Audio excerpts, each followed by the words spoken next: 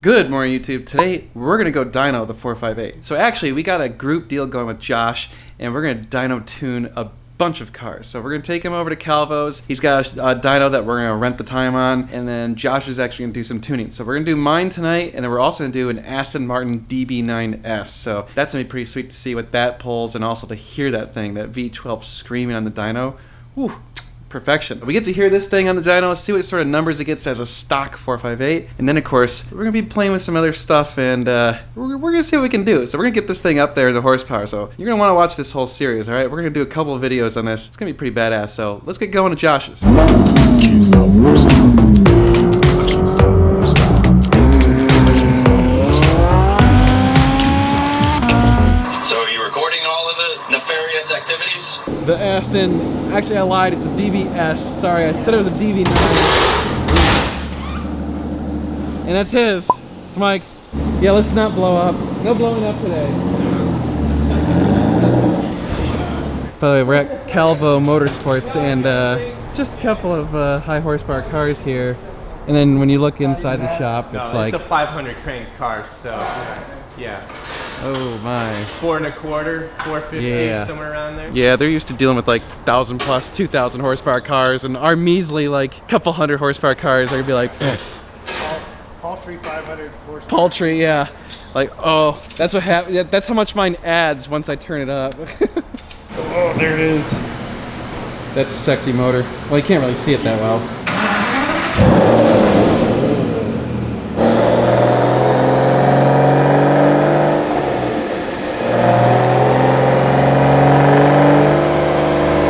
Mike just had a stroke of brilliance for you guys. So you thank Mike. Here's how we want to do it. We're gonna be dynoing my car, Mike's car, Loper's car, right? So we got 3 cars, 2 458s, 1 Aston. We're gonna tune these. So whoever picks the total gain in horsepower between all 3, so the total gain, is gonna win a kit of the Avalon King Armor Shield 9 ceramic coating. Thank him. Don't thank me, I'm too dumb to think of that. All right, we're gonna do 3 pulls. We'll see how she does.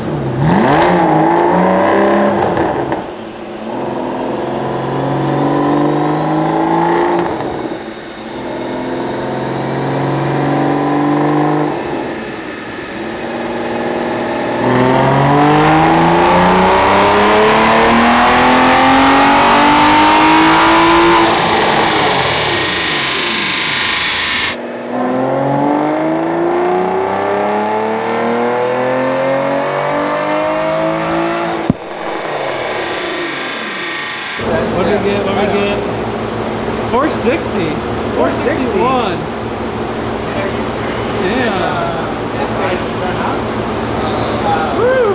That's good, man. Yeah, Good. That's really good. Oh yeah, we're gonna get into 500s easy. I hope so.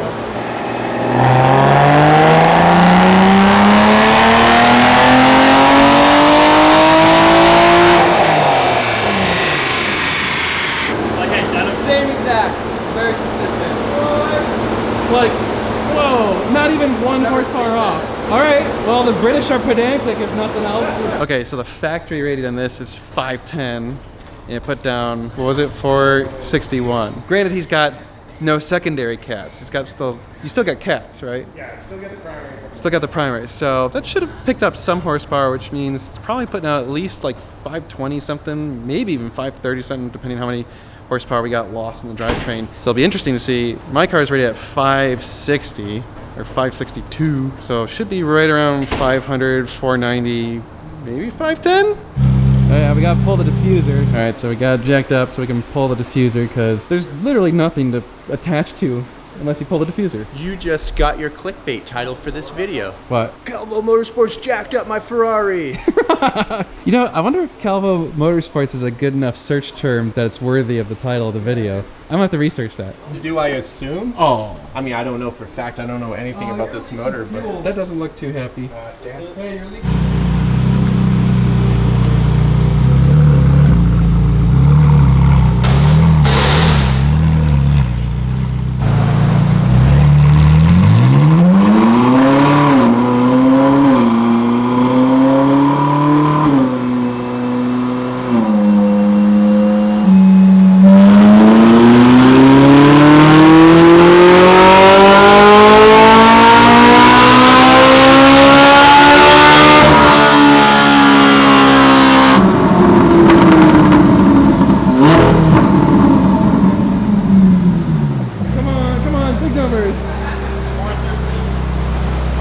the shit?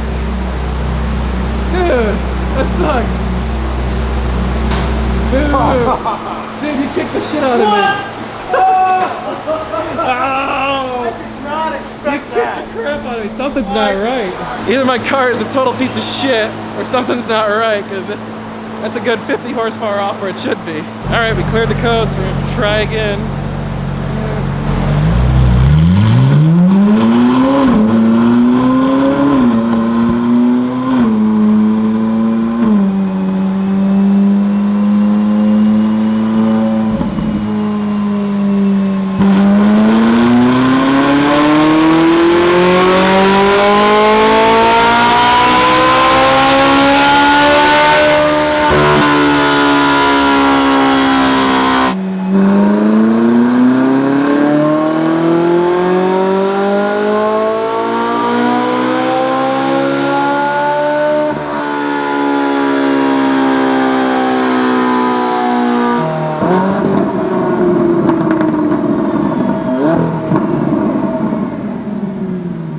You might have to go on a four-wheel dyno to get good numbers.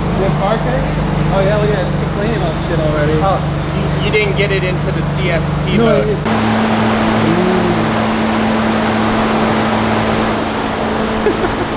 I'm pretty sure we're putting the car in limp mode every time because the computer's freaking out about the front wheels not moving. We have to Google like how to get these things to dyno happily.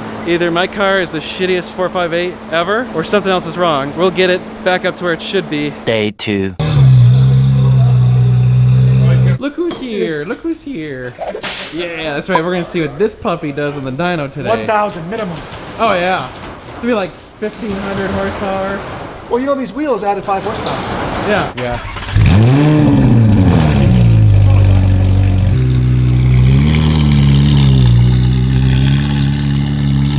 So mine did 416. His has got a full exhaust, no cats, and a tune. So it should be at least 20, 30 horsepower minimum. So we're talking 445, 450. So I'm gonna say 446. Loper? I'm gonna say 450 Yeah. at least. Todd? You guys are being a little too conservative. I'm gonna say 460. I'm gonna say 5,000. Yeah. Nitrous! Yes. I got my earplugs because this shit's loud.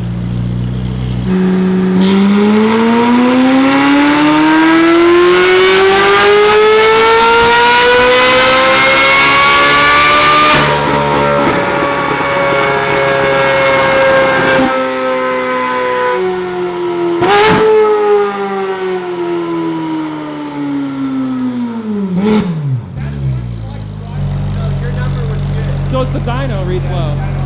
So we got 444. So the dyno is reading low, but sorry.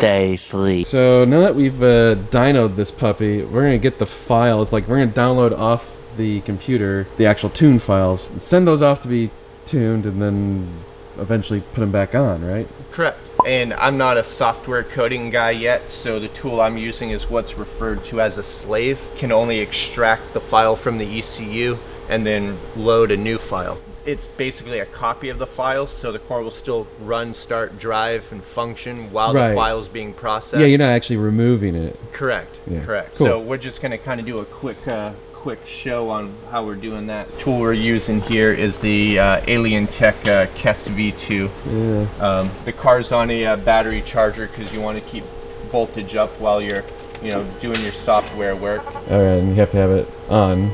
Yep. There is a little bit of an automatic identification function, but it's a secondary function. So first I got to come in here through the menus. There we go. We got all that. Oh, you missed it. DBS. Yeah, no, the guys told me not to run it as a DBS because there's something funky about the protocol, so we're going to run it either as a repeat or a DB9. Yeah. And then it's got to communicate with the interface box. I can come in, tell it what car we're communicating with, because There's a huge number of different engine computers, and they all have different communication protocols, and you know, on and on and on. So now it just rebooted itself. It's talking to the interface. We've got our car selected, shows that's enabled, says we can read. It also tells me to use the OBD2 cable, which we're doing. First I'm going to do ID, which will hopefully verify that we're communicating to the ECU properly. So here we go. We verified that it communicated with the ECU okay. We got a hardware number, we got a software number, we got a chassis number. So now we know we're good. I just noticed that it says Power Beauty Soul when you first put the key in. That's how elegant the Aston Martin is, where it even has a highly eloquent welcome message on the dash when you wake it up. That's funny. It's like waking up next to a beautiful English woman. Just don't look at her teeth. So look at Power Beauty Soul. Pew. It takes a few minutes for it to download the file. Yeah. From what I've seen, usually it's not as bad doing the factory file, but the tune files will take a bit. There we go. That was it. That was the process of reading the ECU. Now it's saved. I can go in and email that to the folks I use to do the actual coding in the software, and they'll work on it and send it back to me updated with the tune map. Go back through the same process, and then you should have a bit more horsepower. Woohoo! Absolutely. That was easy. Yeah. Nice. Eventually. Good morning, YouTube. Well, we're going back to Eurocharge because today we're going to dyno the Loafer's car. What? That's right, yes. This car is going back on the dyno. Well, you probably can't even see him because it's backlit. Wait. There's the Loafer. What's up? Did they do anything? No, but you know, we had a problem on the last dyno, right? Because it gave some weird results, so I'm hoping that maybe this one does more accurate. If it does good numbers, then maybe I need to do mine too, because I don't know, mine gave crap numbers too, and then we can compare the two, you know? Yeah. And then, you know, all the black smoke that's coming out of the car, they're going to do a fuel check as well to see if it's that's true. Yeah, they're gonna actually have a sniffer, so see if it's running too rich or not. Yeah, that'll be good. All right. Hope for the best. Yeah, well, let's get going. All right, we're back at Eurocharge. Chris is gonna find out what his new tune does. So also we're gonna get the AFR, so we're gonna see if it's running too rich, too lean, or just right. Excited? I'm nervous. What's going to happen? We tuned it. So this car's got, obviously, race exhaust, no cats. It's got an ECU flash. It better have something. So theoretically, factory is 560. It should be putting down at least 580, maybe even 590 or 600 at the crank. At the wheels, we should hopefully see 500. 475 would be the bare minimum. Yeah, they're smart. They're wearing earplug. This is pretty loud, so I'm gonna stand away a little bit.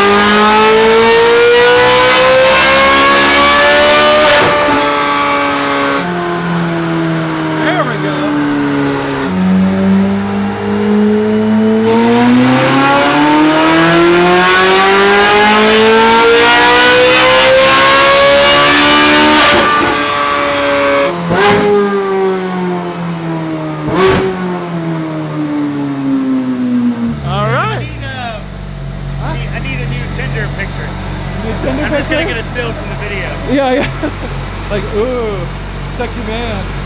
Oh yeah. Based on the math, that means you're doing 590 at the crank, which is perfect. Yeah, that's good. I wanted 600, but I'll put an electric motor on there and I'll get 600. 20 grand to get 600. Well, that's you know, 30 horsepower for a tune and exhaust. That's about right. Yeah. How happy are you? I'm happy. I think I'm happy. Yeah, that was good. I mean, I think it's a win. 30 horsepower stock. That's about right. I think it's a win. That's a good win. I mean, the test is going to be yours without any kind of exhaust. Yeah. So now we gotta do mine here. Yeah. Damn it. So hey guys.